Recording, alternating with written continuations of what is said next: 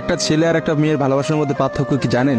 একটা মেয়ে একটা ছেলেকে পাগলের মতো ততক্ষণ পর্যন্ত ভালোবাসে যতক্ষণ পর্যন্ত না সেই মেয়েটা ওই ছেলেটার থেকে ভালো কাউকে পায়। আর একটা ছেলে যখন একটা মেয়েকে ভালোবাসে, তাকে যদি পৃথিবীর সব থেকে সুন্দর মেয়েটাকেও এনে দেওয়া হয়, তবু ওই ছেলেটা তার সেই ভালোবাসার মানুষটাকেই চয়েস করবে। এটাই হচ্ছে একটা ছেলে আর একটা মেয়ের ভালোবাসার মধ্যে পার্থক্য। কারণ ছেলেরা কোনো সময় বেটার অপশন খোঁজে না, ছেলেরা সবসময় তার শান্তির জায়গাটা খোঁজে। আর একটা ছেলে একটা মেয়েকে যতটা ভালোবাসতে পারে, একটা মেয়ে তার এক গুণও ভালোবাসতে পারে না। ছেলেদের ভালোবাসাটা ভয়ঙ্কর রকমের সুন্দর হয়, কারণ একটা ছেলে যখন একটা মেয়েকে মন থেকে ভালোবাসে, সেই মেয়েটার থেকে ভালো কোনো অপশন সে কখনো মাথার মধ্যে চিন্তাই করে না। ছেলেদের ভালোবাসার সাথে কারোর ভালোবাসার তুলনা করা যায় না। ছেলেরা তাদের ভালোবাসার মানুষটাকে যেমন অন্য কারোর সাথে সহ্য করতে পারে না, ঠিক তেমনি একটা ছেলে কখনোই তার ভালোবাসার মানুষটাকে রেখে অন্য কোনো মানুষের পেছনে কখনো ঘুরঘুর করে না। ছেলেরা কখনো কোনো বেটার অপশন বা কোনো সুন্দরী মেয়ে দেখলে তার গার্লফ্রেন্ডকে ভুলে যেতে পারে না।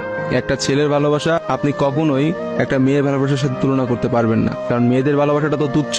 তারা একটু ভালো অপশন পাইলে, তারা একটু ভালো কাউকে পাইলে, বাইরে যেখানে দেখবে যে টাকা পয়সা আছে এমন কোনো জায়গা পেলে মেয়েরা সেখানেই ছুটে। তারা তাদের ভালোবাসার সম্পর্কটাকে ভুলে যেতে কোনো সময়ই নেয় না। একটা মেয়ে যত সহজে একটা ভালোবাসার সম্পর্ক ভুলে যায়, একটা ছেলে কিন্তু অত সহজে তার ভালোবাসার সম্পর্কটাকে ভুলতে পারে না। আপনি একটা জিনিস খেয়াল করে দেখেন তো, রাস্তার মোড়ে মোড়ে কতগুলা পাগল ঘুরে বেড়ায়। যে পাগলগুলোর মধ্যে ছেলেরা বেশি না মেয়েরা বেশি? আসলে নারীর ছলনার কাছে হেরে গিয়ে কিন্তু ছেলেরা পাগল হয়ে যায়। আর তারাই কিন্তু সমাজে নানা রকম জায়গায় ঘুরে বেড়ায়। রাস্তাঘাটে দেখা যায়, বাজারে দেখা যায়, হাটে দেখা যায়, তাদের আসলে সব জায়গায় দেখা যায়। আর কয়টা মেয়েরে আপনি দেখছেন পাগল হইতে বলে? ভালোবাসা বিচ্ছেদের পর একটা ছেলে নিজেকে কোনোভাবেই ঘুরিয়ে নিতে পারে না, অথচ একটা মেয়ে কিন্তু খুব সহজেই তার নিজেকে ঘুরিয়ে নিতে পারে। একটা মেয়ে কিন্তু নতুন একটা সংসারে যায়, নতুন মানুষকে পায় এবং সে সবকিছু ভুলে যেতে পারে। আসলে ভাই, নারীদের ছলনা বোঝার ক্ষমতা না ছেলেদের এখনো হয় নাই। একটা কথা আছে, ইতিহাস কিন্তু সাক্ষী যে নারীরা কিন্তু চরম ছলনাময়ী। আপনি কখনোই একটা নারীর ছলনা ধরতে পারবেন না। একটা ছেলে কখনোই একটা নারীর ছলনা বুঝতে পারে না।